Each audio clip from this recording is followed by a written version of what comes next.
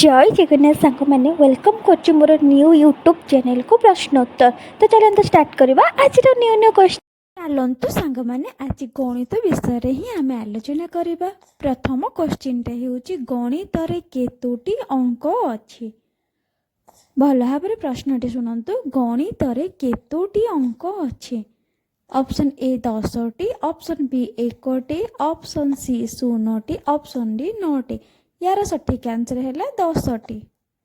2 number प्रश्नटी हेउछि गणित रे थिबा 10टी अंकर नाम कौन?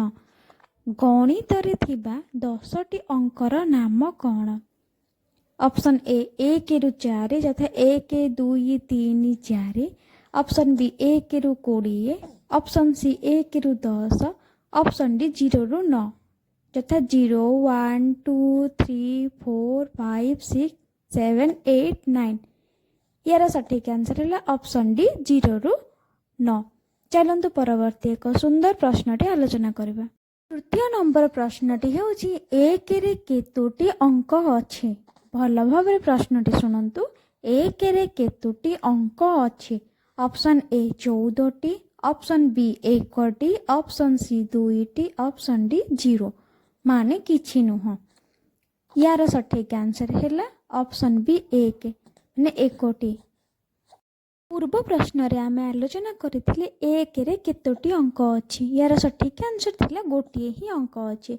सेहि भली 10 रे केतोटी अंक अछि। एबेर क्वेश्चन डी हेउछि भला भाबरे क्वेश्चन शुणु 10 रे केतोटी अंक अछि। ऑप्शन ए 14टी, ऑप्शन बी 2टी, ऑप्शन सी 1टी, ऑप्शन डी 0टी माने किछि नुह।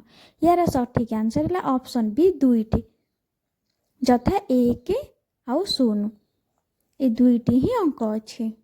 एमिति सुंदर सुंदर प्रश्न जदि आपण जानिबा पई चाहुछंती ताहाले मो चैनल को सब्सक्राइब करंतु, लाइक करंतु एंड शेयर करंतु।